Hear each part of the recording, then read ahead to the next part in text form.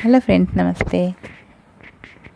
ఇంకా వేసవి కాలంలో ఎలా ఉండాలి, ఎలాంటి జాగ్రత్తలు తీసుకోవాలి, ఏం వండుకోవాలి, ఏం తినాలి, ఇవన్నీ కొంచెం మామూలు కాలాలకి కాకుండా కొంచెం వేరేగానే ఉంటాయి.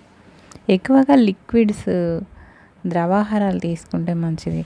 పూర్వకాలంలో అయితే జావల్లాగా, అంటే అప్పుడు అంబలి అనేవాళ్ళంట. అంటే అని ఎందుకు అంటున్నానంటే నాకు కూడా తెలీదు, మేము తాగలేదు. ఎప్పుడో 1-2 సార్లు తాగాం. మా అమ్మమ్మ వాళ్ళు చెప్పేవాళ్ళు, వాళ్ళు తాగేవాళ్ళు అనేసి. ఇంకా మా కాలానికి వచ్చేటప్పటికి ఇవి తగ్గిపోయాయి.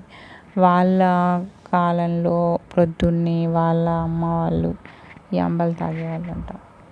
మేము ఇంకా మా కాలానికి వచ్చేటప్పటికి మేము స్కూల్కి వెళ్ళేటప్పుడు కూడా అన్నం తినేసే వెళ్ళేవాళ్ళం.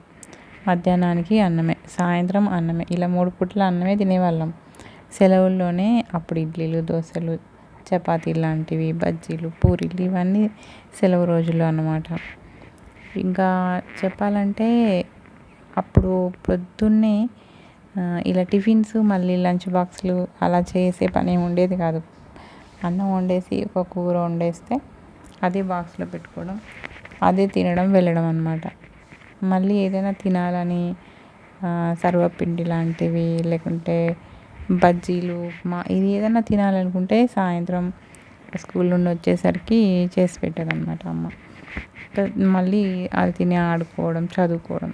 తర్వాత మళ్ళీ డిన్నర్లో కూడా చాలా తొందరగా తినేసి పడుకునే వాళ్ళం. మార్నింగ్ 5 గంటలకి లేవాలి కాబట్టి. ఇప్పట్లో లాగా అప్పుడు ఇంకా ఈ ఫోన్లు లేవు కదా, మళ్ళీ అందులోనూ టీవీలు కూడా లేవు. మేము చిన్నగా ఉన్నప్పుడు, అంటే నేను 10th క్లాస్కి వచ్చిన తర్వాత అప్పుడు TV, black and white TV, డబ్బా టీవీ అనేవాళ్ళు, అది కొన్నారు మా నాన్నగారు. అంటే అంతకుముందు టీవీ చూశాను నేను ఒక ఫ్రెండ్ ఇంట్లో. బ్లాక్ అండ్ వైట్ టీవీ, చిన్నగా ఉన్న టీవీ చూశాను. కలర్ టీవీ కూడా ఒకసారి చూశాను. ఎంత సరదాగా అనిపించిందో, ఇలా బాక్స్లో సినిమాలో అంటే పెద్ద స్క్రీన్ చూస్తాం కదా, అలా రావడం చాలా భలేగా అనిపించింది. మనకు కూడా ఉంటే బాగుండు, అబ్బా ఎంత బాగుంది అనిపించింది. ఫస్ట్ టైం నేను కలర్ టీవీలో మహాభారతం చూశాను. ఆ తర్వాత చిన్న టీవీలోనేమో నేను రామాయణం చూశాను. మేము ఎప్పుడు కొనుక్కుంటే బాగుంటుంది, ఇట్లా వారం వస్తుంటుంది, చూడొచ్చు అనేసి చాలా ఆసక్తిగా ఉండేదన్నమాట. మేము ఇప్పుడు కొంచెం దూర ప్రదేశాల్లో ఉండేది. సో అక్కడ నుంచి ఇవన్నీ సామాన్లు కొనుక్కోవడం ఎందుకులే, మళ్ళీ ట్రాన్స్ఫర్ అయినాక కొంటా అని మా నాన్నగారు అన్నారు. ఇంకెప్పుడు వెళ్ళి ఇప్పుడు కొనుక్కొని చూస్తామని చాలా సరదాగా ఉండేది. అంటే అప్పుడు అది కొత్తగా లేదు, వచ్చింది కాబట్టి, అందరికీ లేదు కాబట్టి చాలా ఆసక్తి అన్నమాట. ఇప్పుడు చాలా ఛానల్స్ వచ్చేసి, చాలా ప్రోగ్రామ్స్ వచ్చేసి అసలు దాని మీద కూడా ఆసక్తి ఎవరికి పెద్దగా లేదు. అప్పుడున్నంత ఇంట్రెస్ట్ దేని మీదైనా. అప్పుడు ప్రతి విషయం కూడా అది అంత ఈజీగా దొరికేది కాదు. డబ్బులు తక్కువ, ఫుడ్ తక్కువ, బట్టలు తక్కువ, ఎక్కడికైనా వెళ్ళాలంటే దూరాలు, రవాణా సౌకర్యాలు తక్కువ, బస్ ఎక్కాలి, ట్రైన్ ఎక్కాలి, నడవాలి.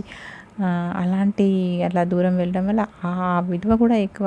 అంటే ఒక ప్రదేశానికి వెళ్ళాలంటే ఇదంతా దాటుకొని వెళ్ళి ఆ తర్వాత మనం ఏదన్నా చూస్తే అప్పుడు ఆ విలువ ఎక్కువ. మన దగ్గర డబ్బులు చాలా తక్కువ ఉంటాయి కాబట్టి మనం ఎవరికైనా ఏదైనా కొనిచ్చినా ఆ బహుమానము, ఆ యొక్క వస్తువు యొక్క విలువ చాలా ఎక్కువ. మనకు కూడా అంతే, మన దగ్గర ఉన్న డబ్బులతో మన చిన్న వాటికి ఎంతో పెద్ద సంతోషం అన్నమాట. కానీ ఇప్పుడు అసలు దేనికి సంతోషపడట్లేదు జనాలు. ప్రతిదీ కాసేపే, మళ్ళీ తర్వాత మళ్ళీ. అంటే ఏదైనా సరే, మనకు ఏదైనా వస్తువు కొన్నా, ఏదైనా సినిమా చూసినా, ఎక్కడికైనా వెళ్ళినా తాత్కాలికమైన సంతోషమే వస్తుంది. తర్వాత మళ్ళీ ఇంకొకటి కావాలనిపిస్తుంది, మానవ నైజం. కానీ అది వేరు. ఇప్పుడు అంటే అప్పుడున్న చిన్న విషయాలకు పడే సంతోషం ఇప్పుడు లేదు.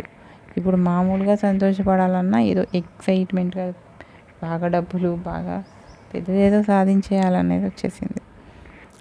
అందుకని ప్రతిసారి ఒక వస్తువుతో మనకు సంతోషం కలిగిందంటే మళ్ళీ అలాంటిదే కావాలనిపిస్తుంది. మన పెద్దవాళ్ళకి చిన్న పిల్లలకి వాళ్ళకి మనం ఒక చిన్న ఎండాకాలంలో ఒక పుల్ల ఐస్ క్రీమ్ కొనుక్కొని తిన్న ఆనందం కూడా ఇంకా గుర్తుండిపోతుంది అనమాట.